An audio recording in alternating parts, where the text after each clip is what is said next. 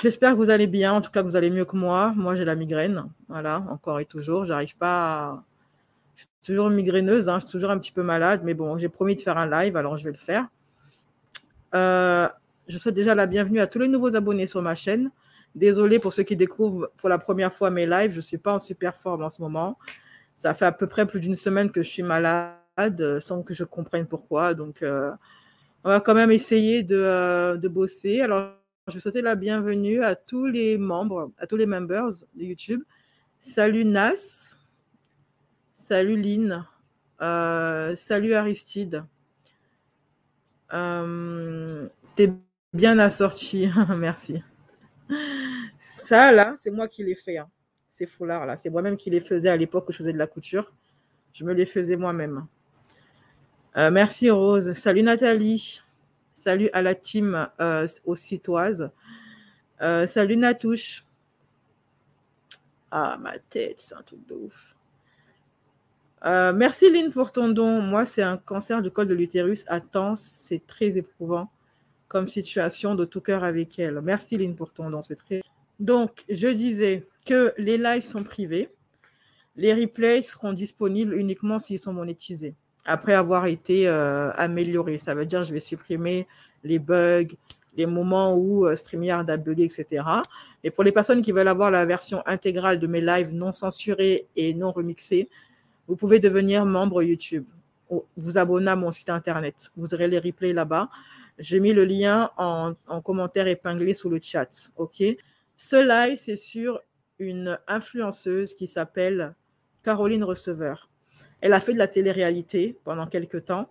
Elle a fait une série télé. Elle a annoncé qu'elle avait le cancer. J'ai décidé de ne pas traiter ce sujet comme j'ai l'habitude de le faire. Ça veut dire juste parler du sujet et puis basta. Je me suis dit que j'allais en fait carrément faire une vidéo biographie de Caroline Receveur. Parce qu'elle a une vie, somme toute, intéressante.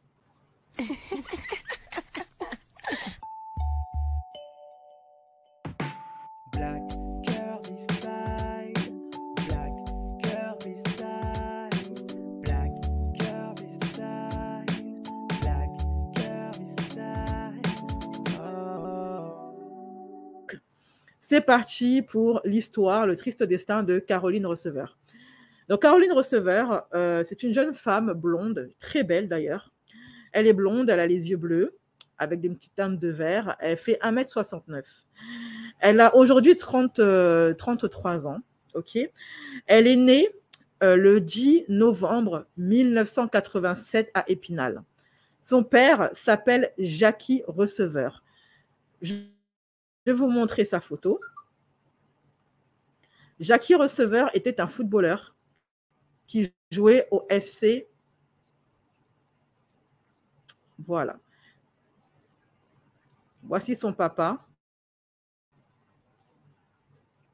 Il évoluait au FC Metz dans les années 70. Donc, il a été footballeur entre 1973 et 1974. Et ce qui moi, m'a surpris, c'est qu'il jouait aux côtés d'André Tora. André Tora, c'est le père de Matt Pokora. Vous savez, le chanteur de R&B. Voilà, français.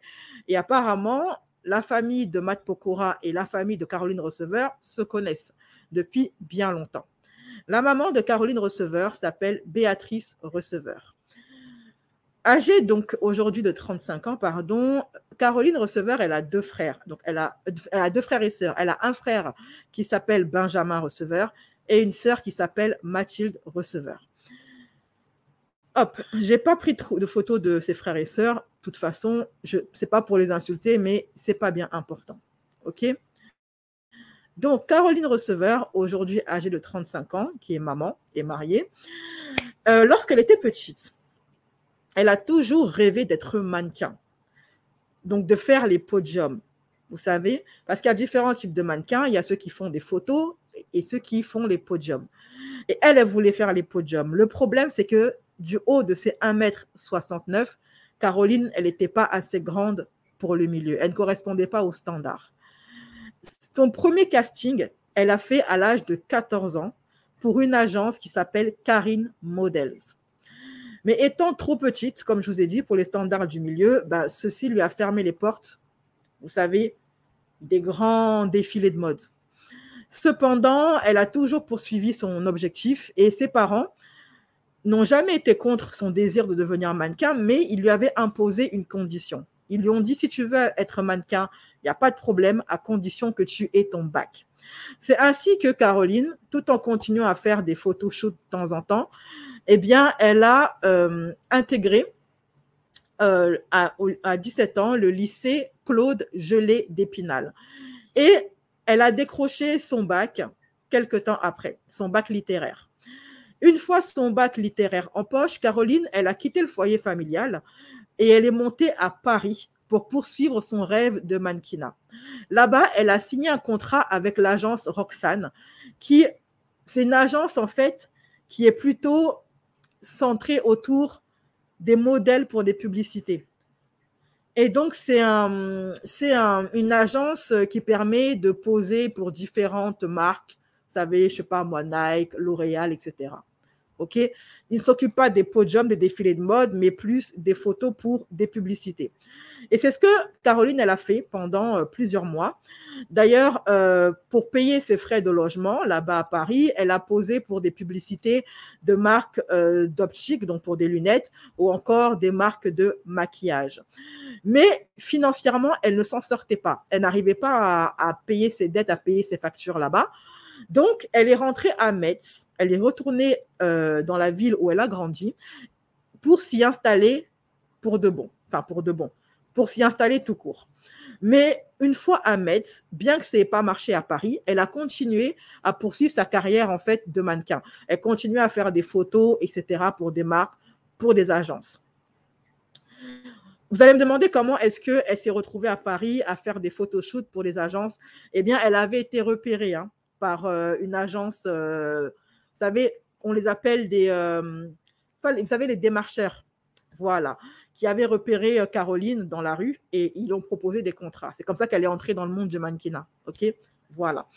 Donc, à Metz, elle continue, une fois à Metz, installée là-bas, donc elle a quitté le foyer familial, elle a continué sa petite vie de mannequin et en même temps, parallèlement, elle était serveuse dans une boîte de nuit de Metz qui s'appelle le Tiffany Club. Donc, le but était vraiment de gagner sa vie, de payer ses factures, etc. Okay? En même temps, elle faisait des allers-retours à Paris, des va-et-vient entre Paris et Metz dans l'espoir de réaliser son rêve de devenir mannequin. Donc, même si ça n'a pas marché à Paris, elle continue à espérer un jour pouvoir entrer dans le milieu. En 2008, elle et son compagnon de l'époque, qui s'appelle Nicolas Garrieri, qui est âgé de 30 ans, ont été contactés par Endemol. Et c'est là qu'en fait, sa carrière en tant que candidat de télé-réalité a commencé. Son compagnon de l'époque, ce fameux Nicolas, j'ai retrouvé sa photo et je vais vous le montrer. Le voici ici.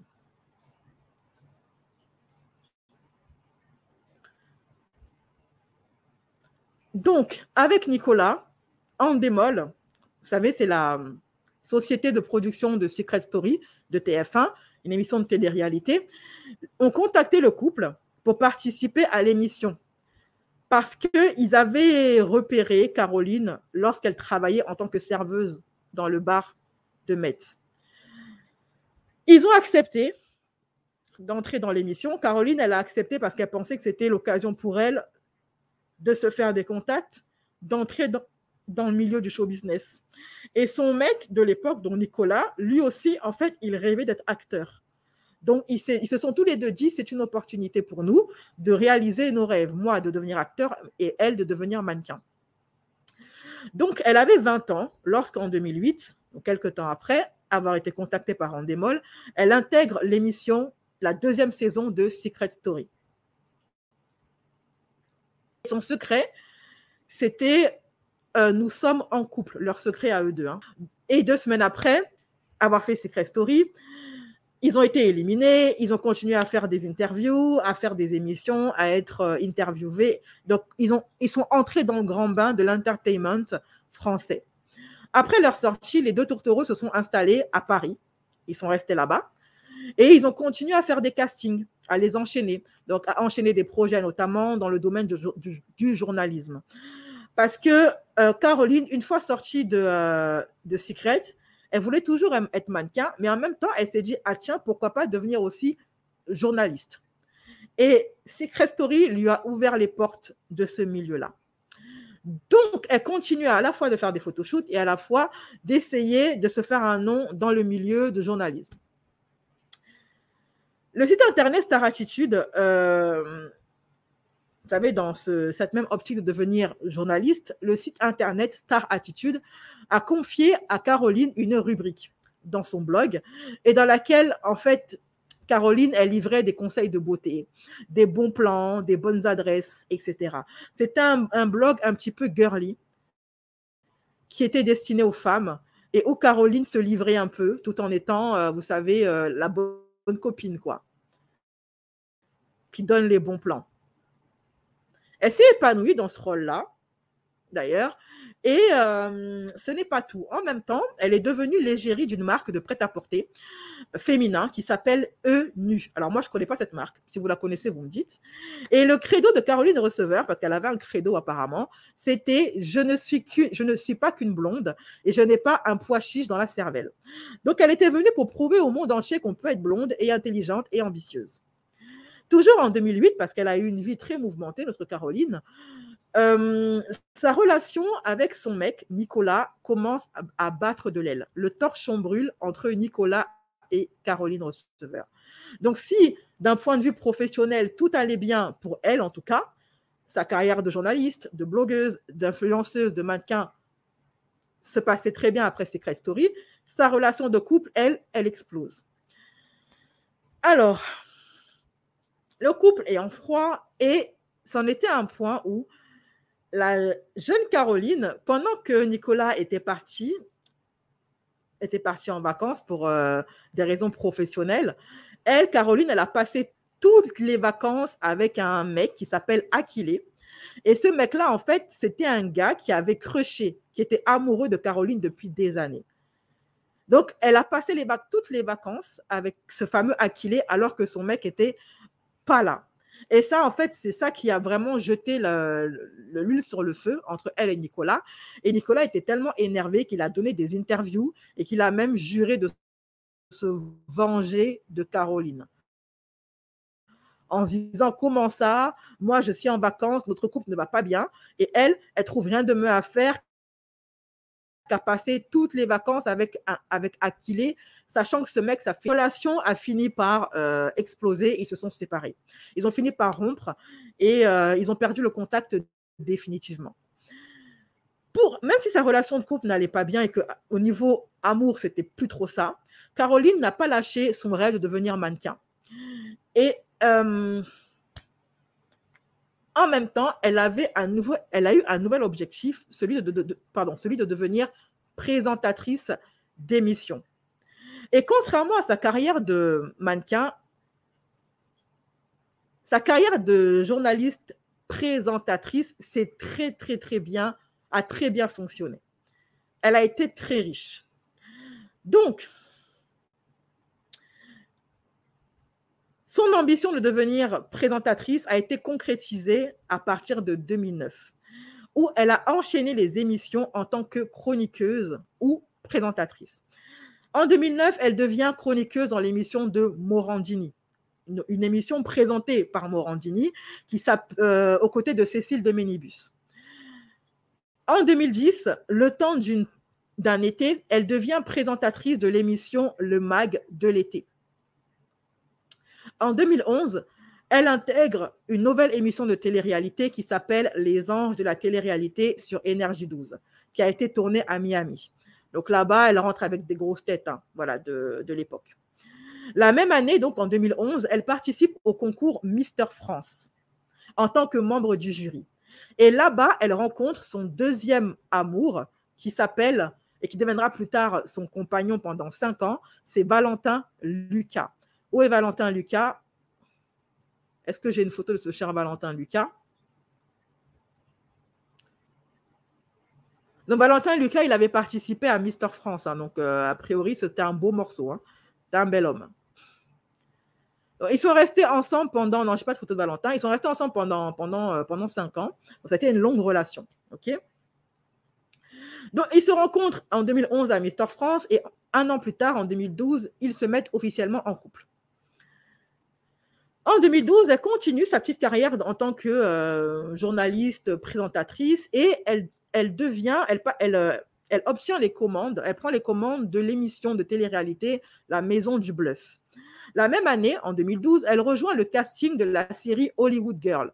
Je ne sais pas s'il y en a qui ont regardé cette série. Moi, je ne l'ai jamais regardée. C'est une série, on va dire, qui regroupait toutes les filles, les starlettes bimbo de TVR, même une actrice qui était américaine, il me semble. Et là-bas, elle a joué avec des grosses têtes comme Nabila, comme Ayem Nour. Voilà. Je ne sais pas combien il y a eu de saisons de Hollywood Girl, mais elle, en tout cas, Caroline, elle a fait 3 saisons d'Hollywood Girl. Et pendant le tournage de cette série, il y a une véritable rivalité qui s'est créée entre Ayem, Caroline Receveur et Nabila. Elles sont où, celles-là?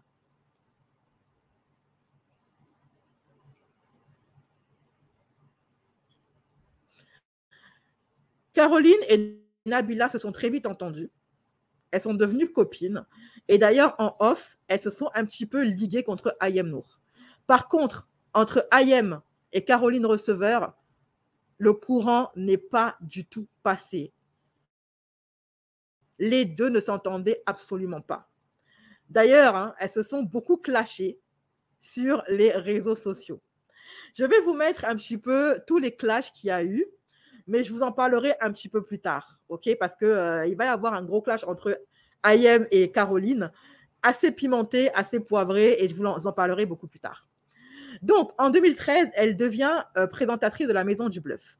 Un an plus tard, en 2014, Caroline, elle remplace Ayem Nour en tant que chroniqueuse dans le MAG, à côté de Mathieu Delormeau. Donc, elle remplace sa rivale et devient co-animatrice avec Mathieu Delormeau à l'époque où il présentait le MAG sur Énergie 12, avant qu'il intègre l'émission de Cyril Hanouna.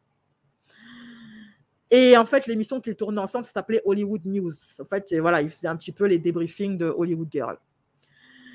Pendant que, alors maintenant, on va en venir maintenant au clash. Pendant que Caroline présentait Hollywood News auprès de Mathieu Delormeau, il y a eu un bad buzz qui a touché Ayem Nour. Je m'explique. Ayem, elle-même, à l'époque, en fait, elle était présentatrice d'une émission qui s'appelle L'œil d'Ayem à Cannes et qui était diffusée sur MCM. C'est une émission, on va dire, du câble.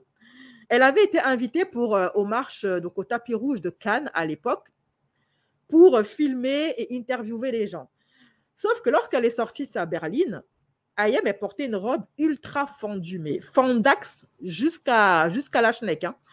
Et au moment de sortir de la voiture, sa robe, elle s'est accrochée à la portière de la voiture et on a vu toute sa culotte à Ayem. Et ça avait fait le bad buzz à l'époque. Je vous mets ici la photo censurée. Je vous mettrai la photo non censurée sur mon compte Telegram. Et en fait, ça, là, cette image, elle a fait le tour des médias. Et Ayem, elle est devenue un petit peu la risée, mais ça a fait le buzz. Et donc, Caroline, elle s'est retrouvée à commenter ce bad buzz de Ayem. Et elle a dit ceci pour tacler Ayem. Ah, mais de toute façon, aujourd'hui, le festival de Cannes, il laisse entrer n'importe qui. Et ça n'a pas du tout plu à Ayem qui a fini par tacler Caroline Receveur, a rafalé sur Twitter, a posté tweet sur tweet pour dézinguer Caroline Receveur. Et c'est à partir de là qu'il y a eu un énorme clash entre Ayem, Caroline Receveur et Nabila qui s'est mêlée au clash. Nabila et son frère Tarek qui se sont mêlés au clash. Et ils se sont mis en fait, en gros, hein, à 3 contre Ayem. Mais Ayem ne s'est pas laissée démonter. Hein. Je vais vous mettre les tweets de l'époque où elles se démontaient les unes les autres. Donc ça, c'est Ayem qui disait ceci, pour répondre à Caroline. En ce qui concerne ma montée des marches, il n'invite pas n'importe qui, Preuve, tu n'y étais pas. En parlant à Caroline. Petite remplaçante de second choix. Sache que ma petite culotte a fait le buzz que tu ne feras même pas en 2 vies. Bon, encore une qui parle de moi gratuitement alors que je n'ai rien demandé. Donc, je pose mes valises et je viens m'occuper de ce dossier. Hop, ça continue, hein. Tu veux que je te raconte l'histoire des 3 $ de tickets de bus? Donc, elles ont commencé à se balancer les dossiers les unes sur les autres, ok? Parce qu'elles ont toutes des dossiers les unes sur les autres, ces meufs-là. Et donc, Ayem, comme elle a pris la mouche, elle a commencé à balancer sur Caroline les petits dossiers qu'elle avait sur elle. Tu veux que je raconte l'histoire des 3 $ de tickets de bus que tu as réclamé à Kamel à Los Angeles? Krabi, sois contente, grâce à moi, il y aura pour une fois quelques articles sur toi dès demain. Je préfère donner que prendre aux enfants. Moi, mon site, c'est pour donner aux enfants, pas pour leur prendre le peu qu'ils ont. Et je préfère me prendre pour Mère Teresa que de faire des rencontres avec mes fans à 10 € dans des bars comme une clocharde. Tu confonds, ce n'est pas moi qui a montré mon fiac. Le fond, tu l'as déjà touché depuis longtemps, ma grande, en prenant mes restes.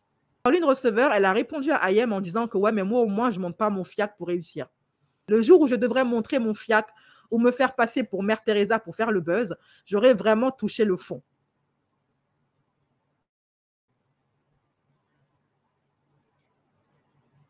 Voilà. Et ça, en fait, Ayem, ça ne lui a pas plu.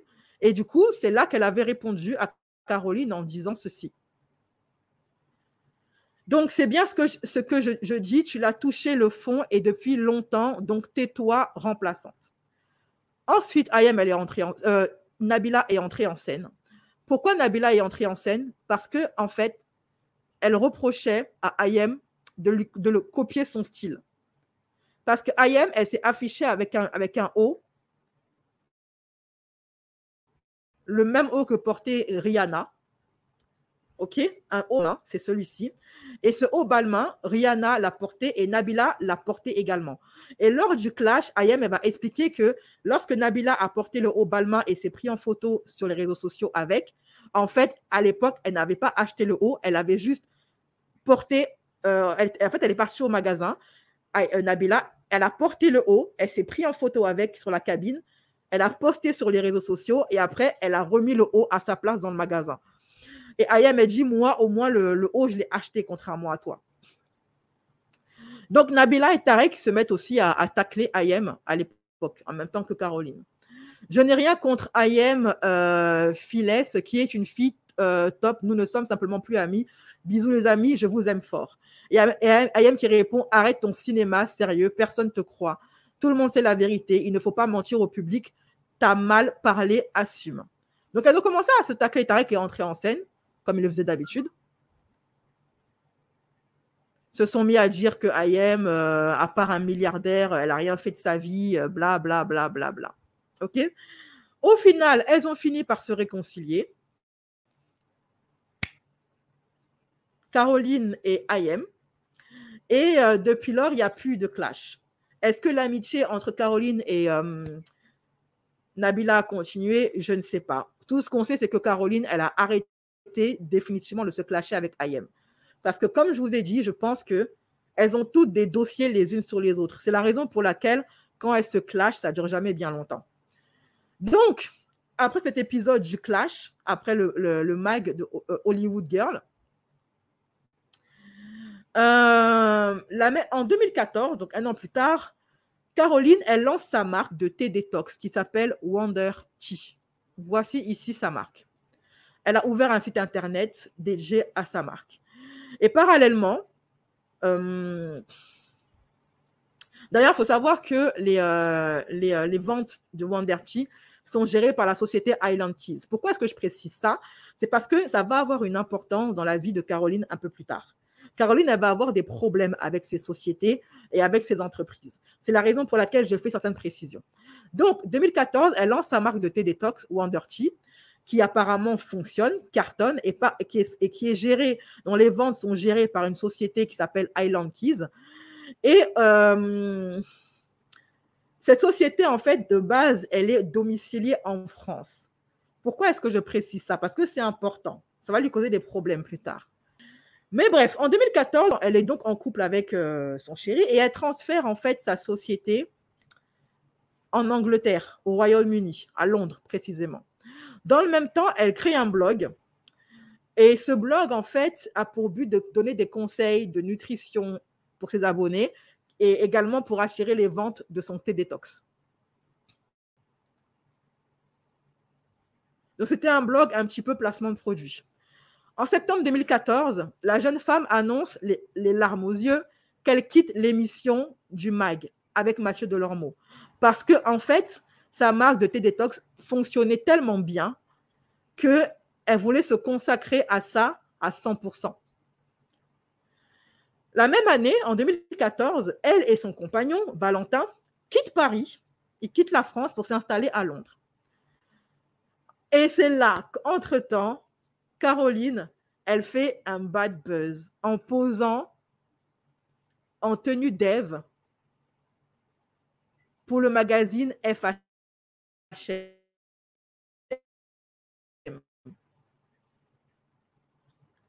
Voilà, son buzz. Alors qu'elle avait insulté Ayem que ouais, toi tu montes ton fiac pour réussir, pour faire le buzz, elle-même a fini quelques années après par poser à Walpé. Et c'est ça que Ayem avait pris pour la tacler. Ok. Donc en tenue très légère, voire pas de tenue du tout, Caroline Receveur surprend tout le monde en posant à la une de FHM. Bref. 2016, en plus de ce bad buzz, va être une année un petit peu noire pour Caroline parce que elle va perdre son papa. Son papa va décéder. Et le 11 novembre 2016, elle rompt avec Valentin. Donc, elle fait un bad buzz en posant en tenue d'Ève pour FHM. Elle déçoit ses fans. Elle se fait critiquer. Elle perd son papa la même année et en même temps, elle perd son mec, Valentin. Donc, c'était vraiment une année noire. Elle a expliqué à ses fans que si elle a intégré l'émission Danse avec les stars, c'était pas par indécence alors qu'elle venait de perdre son père, mais c'était au contraire pour rendre hommage à son papa, pour qu'il la voie danser une dernière fois. Donc, voilà, elle intègre l'émission, elle fait ce qu'elle a à faire. En 2018, 2 ans plus tard, elle gagne sa toute première récompense et remporte 2 trophées lors de la cérémonie des influenceurs Awards qui a eu lieu à Monaco. Et elle le poste sur Instagram.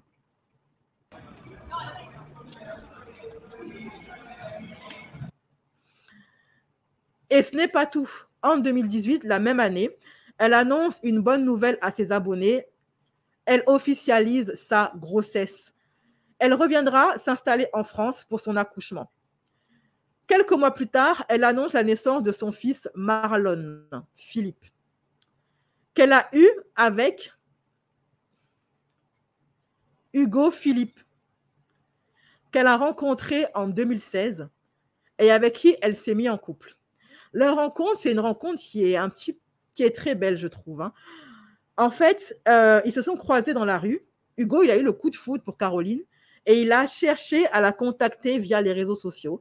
Il a pris son courage à deux mains et hop, il est entré en contact avec elle. Et c'est là qu'une histoire s'est créée entre eux deux. Ça, c'est la photo de leur mariage. Ils se sont mariés en 2020, en secret, pendant le confinement. OK? Voilà. Donc, en 2016, ils se rencontrent, ils ont le coup de foudre, ils se mettent en couple. En 2018, leur premier bébé. OK? Sauf que si tout allait bien dans la vie de Caroline, donc premier grand amour, premier bébé, etc., les affaires qui fonctionnent bien, elle fait émission sur émission, etc. En 2019, il y a tout qui va partir à volo. En fait, pas tout, mais il y a beaucoup de choses qui vont éclater dans la vie de Caroline parce que elle va être ciblée par une enquête fiscale. Le fisc va lui tomber dessus. Le fisc français va faire une perquisition à son domicile, à Paris, alors qu'elle vivait à Londres, alors qu'elle a vécu à Londres pendant des années. Elle va à Londres, là-bas, elle rencontre Hugo, ils se mettent en couple, ils ont le premier bébé. Elle rentre en France pour accoucher là-bas et elle reste en France. Et c'est à ce moment-là que le fisc français, lorsqu'elle était en France, une fois qu'elle avait accouché, est entrée dans son domicile de Paris pour faire une perquisition par rapport à ces sociétés qui sont à Londres. En gros, elle commence à avoir des gros ennuis avec le fisc en 2019. L'État français lui reproche d'avoir domicilié ces deux sociétés, Island Keys Ltd et, enfin, vous savez, qui gère sa société de Télétox, là, et son entreprise Caroline Receveur Ltd. Cette société, Caroline Receveur Ltd, son but, c'était de gérer tous les contrats de placement de produits de la jeune femme. Et elle était gérée, tenez-vous bien, par l'ex-petite amie de Caroline. Vous savez, le fameux Mister, celui qui a fait Mister France, là, avec qui elle s'était séparée. Eh bien, c'est lui qui a fini par gérer ces deux sociétés à Caroline Receveur. Valentin. Je ne sais pas comment son nouveau mec a accepté ça, mais il a accepté. Que voulez-vous, c'est leur milieu, il est comme ça. Donc, le fisc fait une perquisition chez elle, découvre que ces deux sociétés sont gérées par son ex Valentin. Mais ce que le fisc lui reproche, c'est que bien que ces sociétés soient domiciliées à Londres, qu'ils aient une adresse à Londres, ils se sont rendus compte que la majorité de l'activité de ces sociétés à Caroline se fait en France. Qu'elle ne possède que son entreprise en Angleterre, à Londres, ne possède aucun salarié, aucun numéro de téléphone et même pas de bureau. Tout ce qu'elle a, sa société à Londres, c'est une adresse. Et c'est une adresse en plus qui est tenue par plusieurs autres sociétés. Donc, elle dit, moi, je ne suis pas domiciliée en France, je ne dois rien au fisc français parce que mes sociétés sont basées à Londres. Sauf que c'est une société qui ressemble un peu à une société fictive, qui n'a pas de numéro de téléphone, pas d'adresse, pas de bureau, pas d'employés. Et la majorité de ces activités sont basées en France. Les clients sont en France, les livraisons se font en France, etc. Le fisc a fait d'autres recherches et donc c'est là qu'ils ont découvert que l'ancien compagnon de Caroline, Valentin Lucas, c'est lui et qui est résident français, lui par contre qui vivait toujours en France, c'est lui qui gérait les deux sociétés de Caroline et qui intervient en qualité d'associé et de directeur administratif et financier de la société de Caroline, Island Keys, celle qui gère toute la carrière de tous les placements de produits et également c'était Détox à Caroline. Donc, c'est lui qui était derrière chaque signature des contrats de Caroline. Chaque signature, chaque fois qu'elle faisait un placement de produit, un contrat c'était lui qui signait derrière. Et également, il a une adresse pour gérer ses business depuis 2017 en France. De plus, il apparaît également au cours de l'enquête que l'ensemble de la logistique est effectué par une société française qui s'appelle qui est située au Val-de-Reuil. Okay, et en fait, toute la clientèle de Caroline est principalement française. Bref, il y a rien qui va dans cette histoire. Donc, les services fiscaux français ont relevé des factures de Island Keys et ont également vu que la TVA, en fait, Caroline, elle notait la TVA, mais elle ne déclarait pas la TVA. En gros, le fisc français accuse Caroline de société fictive et d'avoir grugé, de ne pas payer ses impôts fiscaux. Donc, la société Island Keys Ltd, qui gère toutes les entreprises de Caroline et qui sont également gérées par son ex Valentin, serait également déficitaire de 66 000 €. C'est énorme. Caroline se sent flouée et elle lance une action en justice contre le fisc français pour la perquisition qu'il y a eu chez elle le 1er février 2021. Et en 2021, en février principalement, la Cour d'appel de Paris déboute Caroline de sa demande et valide la légalité de la perquisition qui a eu lieu. Donc, jusqu'à présent, elle est toujours sous une enquête fiscale pour fraude. L'année suivante, par contre, Caroline, il lui arrive quelque chose de positif. En 2020, après 2019, où elle s'est fait perquisitionner, en 2020, il y a une petite lueur dans sa vie et elle épouse le 11 juillet Hugo à Paris en cachette. Après l'avoir épousé, elle publie les photos de son mariage sur les réseaux sociaux. Voilà. Aujourd'hui, ils sont mariés, ils ont eu un enfant ensemble. Et après s'être mariés, Hugo, en cachette, Hugo et Caroline s'installent à Dubaï. Voilà. Et c'est là maintenant qu'on... Et depuis, Caroline, elle se fait assez discrète. Elle est toujours sous l'enquête du fisc. J'ai vérifié si une décision de justice avait été donnée. Pas encore. Il n'y a pas encore de décision de justice. Donc, je suppose que l'enquête est toujours en cours. Mais elle n'est plus en France. Maintenant, elle est à Dubaï, comme beaucoup de gens de télé-réalité. Elle n'a plus trop fait parler d'elle, que ce soit dans le bad buzz ou par rapport au fisc ou par rapport à des éventuelles fraudes. Et là, on en vient à 2023. Il y a à peu près quelques jours, là, 3-4 jours, Caroline, elle réapparaît, mais pas pour donner de bonnes nouvelles à ses abonnés. Elle annonce à ses abonnés qu'elle est atteinte d'un cancer. Donc, la jeune femme qui avait fait la une de Forbes, à qui tout souriait en tant que femme d'influence, qui avait été présentatrice d'énormément d'émissions, qui s'était fait un nom dans le milieu de l'entertainment, qui a réalisé ses rêves de mannequinat, qui a rencontré l'homme de sa vie, qui a eu un enfant, qui a eu son mariage avec l'homme qu'elle aime, qui a une société qui a marché un certain temps avant d'être déficitaire, parce que ça arrive que ça ne fonctionne pas, qui a gagné des prix concours, etc., qui a eu une carrière brillante. Elle annonce qu'elle est atteinte d'un cancer du sein. Et ça, depuis un certain temps, qu'elle a caché à ses abonnés. Mais en fait, c'est en train de prendre tellement d'ampleur, ce cancer, qu'elle s'est dit, je ne vais plus me taire et maintenant, je vais parler. Il faut que mes abonnés, il faut que les gens qui me suivent sachent ce que je suis en train de vivre. Donc, elle a posté ça sur Instagram. Aujourd'hui, mardi 25 juillet 2023, je suis à l'hôpital. Une semaine après avoir reçu son deuxième cycle mon deuxième cycle de chimiothérapie, mon corps et mon esprit se déshydratent. Je me sens vide. J'ai perdu le goût des aliments et un peu celui de la vie.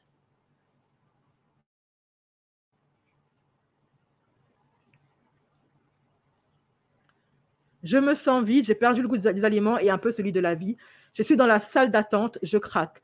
Moi qui pensais pouvoir garder ce secret, je n'y arrive plus. Cette solitude souhaitée pour affronter seule cette épreuve me coupe finalement du reste du monde et rajoute un poids à mon quotidien. Ce quotidien ponctué par les allers-retours à l'hôpital depuis l'annonce de mon cancer du sein il y a 2 mois. Un cancer du sein agressif, certes, mais détecté à un stade précoce. Sachez que malgré tout, je vais bien. La force, l'amour et l'optimisme à toute épreuve d'Hugo Philippe me font appréhender chaque étape avec plus de légèreté et de rire. Je suis entre de bonnes mains. J'ai confiance. Je suis entourée des gens que j'aime et ma guérison est déjà programmée dans ma tête et dans mon corps.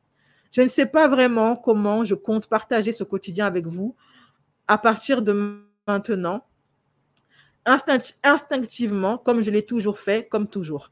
Ce qui est sûr, c'est que j'aurai des choses à vous partager sur cette expérience quand j'aurai le recul nécessaire pour en faire une force. Profitez de la vie.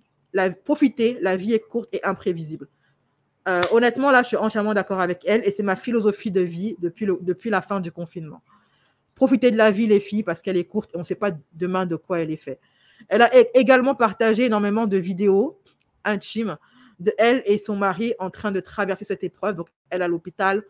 Et son mari, il a fait un geste qui a beaucoup touché les internautes. Donc, non seulement il prend soin de sa femme, il aide à se raser les cheveux, mais lui aussi, il est solidaire d'elle. Il porte des perruques comme elle pour se montrer solidaire, quoi. J'ai Overwhelm H24. Et puis après, je suis parti à Bali, à Yavuzka. La vie est cool, man. La vie, elle est juste cool, man, ok? La vie, tu décides de la vivre un peu comme tu l'entends. Le mieux, c'est de la vivre cool. Ça passe super bien. Bien, hein? Ouais. J'aimerais bien être comme ça, être cool tout le temps. Franchement, mais faudrait se laisser tes cheveux, tu tiens tes cheveux. Bah ouais. Et les gens se disent pas, il est bizarre, ils se disent c'est normal, il est cool. Ouais. Tu vois? Même le style et tout, j'ai tout qui va. Cool, man. Yes, man. Cool, man. Pour qu'il essaye de la faire rire. Tu pleures pourquoi? Parce qu'on se tient la main. Que tu trouves que c'est mignon? Parce que t'es au bout du rôle? Ou parce que l'épreuve du Tour de France te procure beaucoup d'émotions?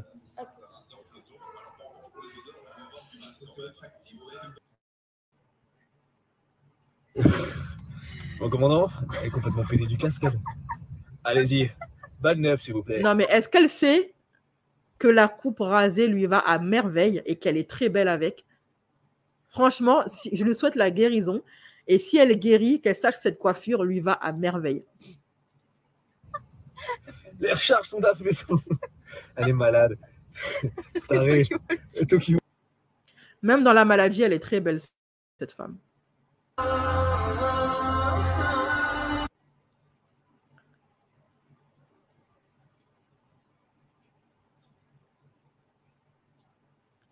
Franchement, elle n'a même pas besoin de perruque. Hein. Elle n'a même pas besoin de perruque. Elle est belle comme ça. Ça lui donne un style.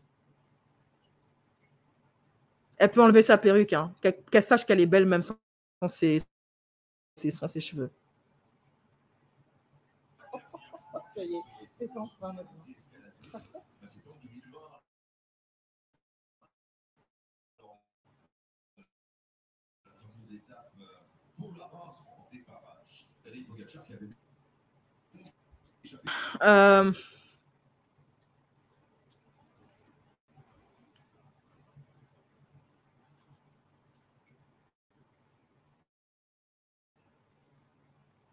On continue, hein. Désolé.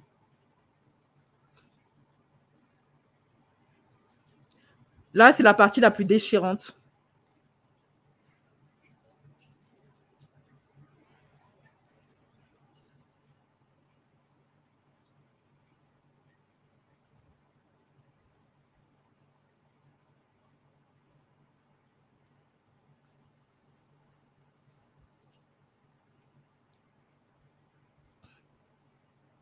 Là, honnêtement, les filles, je trouve que c'est la partie la plus déchirante. Déjà, de voir son fils la prendre dans ses bras, sa maman malade, et également elle qui est à l'hôpital.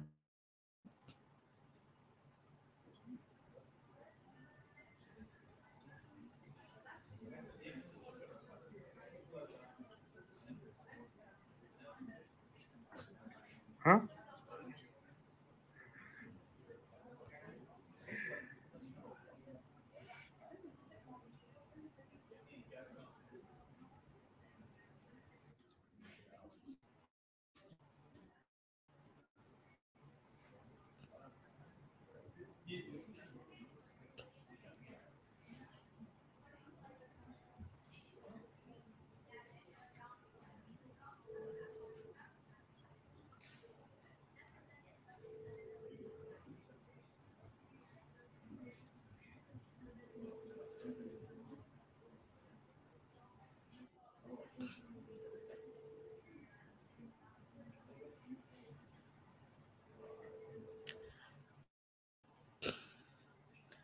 Franchement, les filles,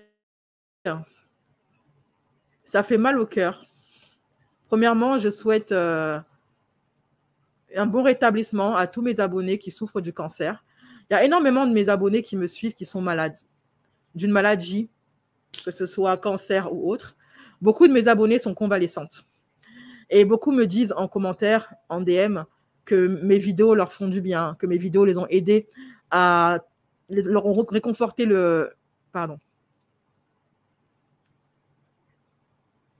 Ça bug, excusez-moi. Beaucoup de mes abonnés m'ont expliqué que mes vidéos leur ont fait du bien pendant qu'elles étaient malades, pendant qu'elles étaient en convalescence, pendant qu'elles se sentaient mal. Et honnêtement, quand j'ai ce genre de commentaires, ça me fait tellement du bien et j'ai l'impression d'être utile quelque part aux personnes malades. La maladie, je souhaite ça à personne. Le cancer fait partie des 5 grandes douleurs. Vous savez, mon médecin m'avait expliqué que dans le monde de la médecine, ils ont classifié 5 grandes douleurs. Et parmi ces 5 grandes douleurs, il y a le cancer, l'accouchement, une maladie de l'estomac et une autre maladie dont j'ai oublié le nom. Et en fin de compte, c'est très douloureux le cancer. Caroline, elle est jeune, elle a que 35 ans. Elle a un enfant qui est encore en bas âge. Elle a toute la vie devant elle et aujourd'hui, elle pleure peut-être parce qu'elle a peur de perdre tout ce qu'elle a. Elle a peur de perdre son enfant. Elle a peur de perdre son mari. Elle a peur de ne plus pouvoir revoir sa famille. La mort, c'est quelque chose d'assez radical. Il n'y a pas de retour en arrière. On ne ressuscite pas. C'est définitif. Et là, en fait, pourquoi est-ce que j'ai voulu en faire une histoire et pas juste un live où je parle de son cancer? C'est pour se rendre compte, c'est pour que les gens se rendent compte à quel point la vie, elle peut être précieuse. À quel point certaines choses qu'on fait, quand on est en bonne santé, on ne se rend pas compte à quel point c'est futile, à quel point c'est débile, à quel point la vie, elle peut basculer du jour au lendemain. Quand on a la santé, on est arrogant, on est méchant, on fait des méchancetés, on dit des méchancetés, on ne pense pas aux sentiments des autres, on fait le mal et souvent, certains en sont fiers. On se clash, on fait ceci, on fait cela, comme si on n'allait jamais mourir. Ce genre d'épreuve, même si je suis pas trop pour le fait de raconter son intimité trop en profondeur, je trouve que dans le cas de Caroline, c'est important de faire ce genre de post pour en fait susciter l'éveil chez les gens, pour susciter une prise de conscience. Il faut comme ça que de temps en temps, des influenceuses belles, riches, jeunes, à qui la vie a souri, quand il leur arrive ce type de malheur, qu'elles le disent, pour rappeler aux gens que la vie n'est pas acquise, que la santé n'est pas acquise, que tu peux tout avoir dans la vie. Regardez, Caroline, elle avait tout. Caroline, c'est une jeune femme qui a tout. Un mari, un enfant, une belle maison, une famille qui l'aime, une belle carrière, même si au niveau business, ça commençait un petit peu à flancher. Elle a eu une belle carrière, etc. Elle est belle, jeune. Et sa vie, maintenant, elle est en train de basculer. Même si, et je le lui souhaite, elle dit, oui, je vais guérir. Parce que ça a été diagnostiqué très tôt. Mais il n'empêche que cette épreuve-là, elle l'a traversée. Que plusieurs fois, elle a pleuré parce qu'elle avait peur de mourir, de ne plus revoir son enfant, probablement ne plus revoir son mari, ni le reste de sa famille. Rien n'est acquis dans la vie, les filles, vraiment. Et en fait, la santé, il faut la perdre pour qu'on se rende compte. Quand on est jeune et en bonne santé, on se comporte souvent comme si on était immortel. On devient arrogant vis-à-vis de la vie. On devient arrogant vis-à-vis des êtres humains. Et on ne se rend pas compte que tout peut partir comme ça en un claquement de doigts. En un claquement de doigts, on peut tout perdre. Moi, ce qui est arrivé à Receveur, c'est une leçon de vie. J'ai eu la même pendant le confinement.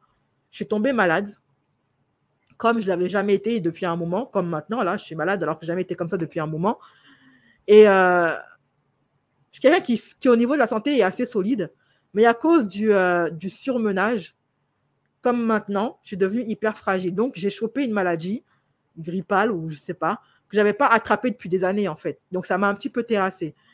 Et je me suis dit que si... Et je suis allée un petit peu checker les forums des gens qui avaient cette maladie. Et beaucoup d'entre eux, cette maladie, elle s'est aggravée. C'est parti d'une petite maladie grippale et ça s'est aggravé. Et je me suis dit, Seigneur, si tu m'épargnes, en fait, le sort qui a été réservé à ces pauvres gens qui avaient la même maladie que moi, et cette maladie a fini par s'aggraver. Et aujourd'hui, certains sont cloués à l'hôpital. Certains ont perdu un membre, un de leurs organes à cause de cette maladie qui à la base est bénigne mais peut devenir maligne. Je me suis dit, ça peut m'arriver en fait. Et je me suis juré que si je m'en sors, si je guéris, si Dieu m'épargne l'aggravation de mon état, je vais tout faire pour profiter de la vie. Jusque-là, je faisais que travailler, payer des factures. Travailler, payer des factures. Je ne profitais pas de la vie. Et depuis que je suis petite, en fait, je n'ai jamais vraiment profité de la vie. J'ai toujours eu que des responsabilités. Et je n'ai jamais vraiment eu l'occasion d'avoir une jeunesse ou de m'amuser un petit peu, quoi. C'était très rare. Et maintenant que je commençais un peu m'en sortir financièrement, je faisais que travailler et payer des factures. Et je me suis dit, si je m'en sors, tout ce que j'ai toujours voulu faire, eh ben, je vais le faire. Voyager, j'ai toujours rêvé de le faire. Passer plus de temps avec mon enfant, parce que je ne le voyais carrément pas, parce que je faisais que travailler. Le seul moment où on se voyait vraiment, c'est quand je l'emmenais à l'école, je faisais à manger, etc. Mais on ne passait pas des moments ensemble comme on l'a fait là dernièrement, faire des week-ends mère et fils, on ne le faisait pas. Je faisais que travailler et payer des factures. Et je me suis donné comme ambition que si je m'en sors, eh ben maintenant, je vais profiter de mon argent. Et je ne vais plus travailler que dans le but de payer des factures, mais travailler aussi pour profiter de la vie. Parce que le confinement, la maladie, et surtout de voir ce que cette maladie a fait à d'autres personnes, m'a ouvert les yeux. Et je me suis dit, mais je vais pas. Est-ce que j'ai envie de mourir et me dire que tout ce que j'ai fait de ma vie, c'est travailler, m'occuper des autres, me sacrifier de tout, me sacrifier pour les autres, pour mes parents, ma famille, ma mère, mon enfant, et n'avoir eu qu'une vie de souffrance, de privation, de frustration. Non. Je me suis dit, ben voilà, maintenant je profite. C'est la raison pour laquelle je n'en ai rien à foutre du jugement des autres. Si j'ai envie de faire un truc, je le fais. Si j'ai envie de me faire plaisir, quel que soit le plaisir, je le fais. Parce que ce n'est pas ces gens-là qui ont vécu ma vie à ma place. Ce n'est pas eux qui la vivront quand je serai morte. Et je n'aurai pas de seconde chance une fois que je serai morte. Je n'ai qu'une occasion de profiter de la vie qui m'a été donnée là maintenant. Et ce n'est pas quand je serai morte que je vais commencer à voyager, que je vais commencer à me faire plaisir, que je vais commencer à me réconcilier avec les... Non. Donc vraiment, c'est une leçon de vie ce qui est en train d'arriver à Caroline Receveur. Pour moi, tes vidéos m'ont fait du bien dans les moments difficiles. En l'espace d'une vidéo, je riais, je zappais les galères. Merci, Na, ça me fait vraiment plaisir ce que tu me dis là. Ça me touche beaucoup. La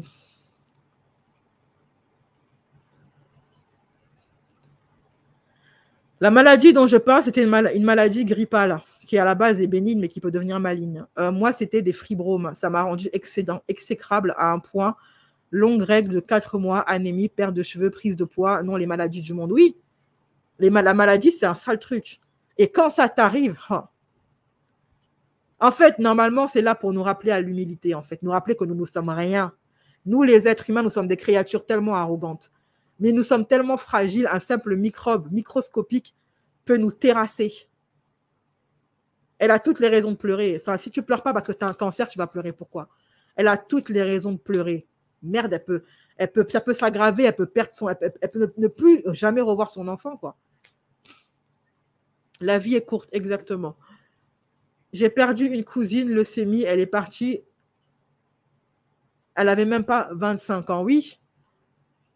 Moi, j'ai connu des personnes, des jeunes filles de 20 ans, une jeune fille de 20 ans qui avait le cancer, qui a chopé un cancer. Donc, faites vos dépistages, les filles, c'est important.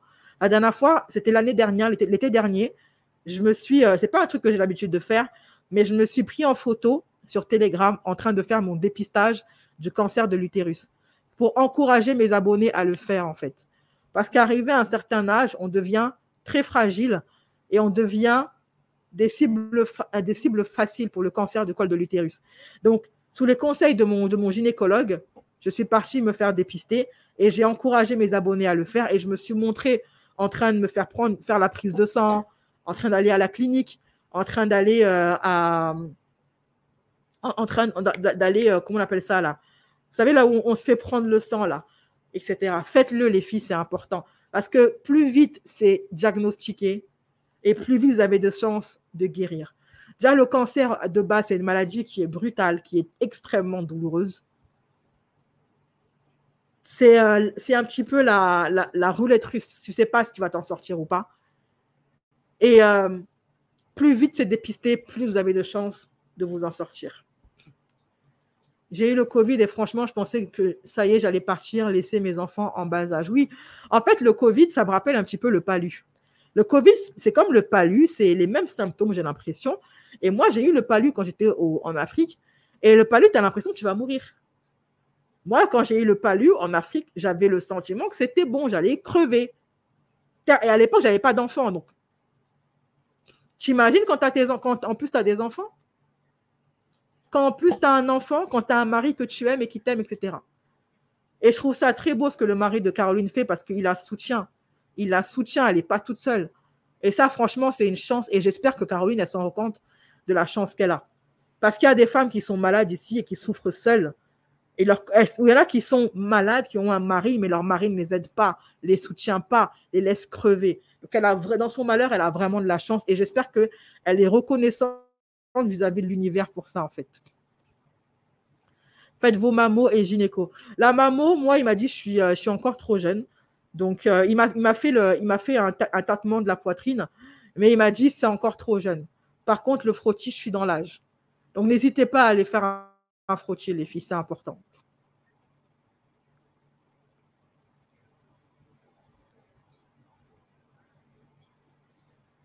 C'est vrai, elle est magnifique et pétillante. Oui, j'ai pensé pareil. Crâne rasé, ça ne m'a pas choqué tellement elle est belle. Oui, elle est très belle. Effectivement. Je trouve ça très beau. Il se montre solidaire avec sa femme. Je souhaite à toutes les femmes du monde d'avoir un mari comme Valentin, quoi.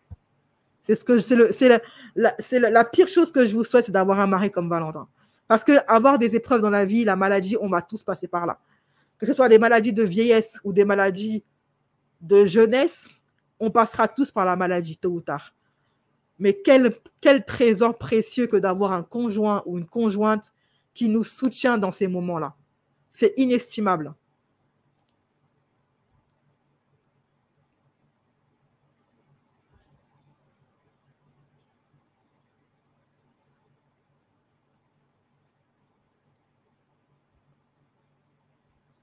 Le cancer ne fait pas de différence entre les riches et pauvres, noirs ou blancs. Oui, bien sûr. La maladie, en fait, est la chose la plus démocratique du monde.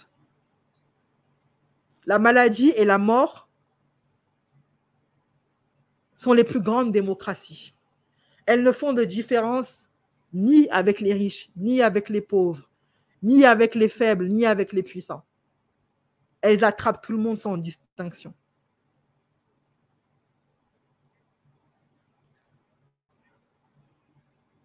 Donc, oui, c'est triste. Mon mari a pris cher pendant ma maladie. Oui, après, il peut comprendre que c'est passé. En fait, ce n'était pas toi qui parlais. C'était la maladie, c'était la douleur, la frustration, etc. C'est ça un couple normalement, tout à fait.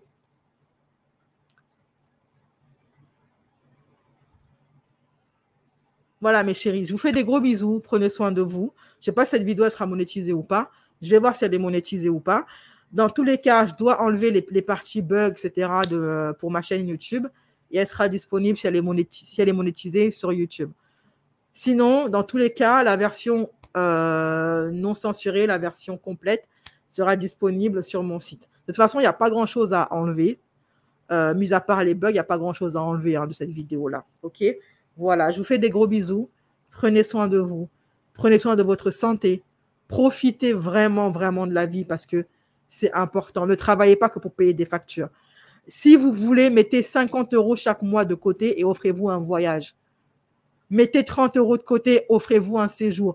Si vous n'avez pas les moyens de voyager à l'extérieur de la France, mettez 30 € de côté chaque mois et offrez-vous un séjour. Faites-vous plaisir. OK ? On n'est pas là que pour souffrir. Voilà. Allez, bisous, mes chéris. Merci, Nas. Merci.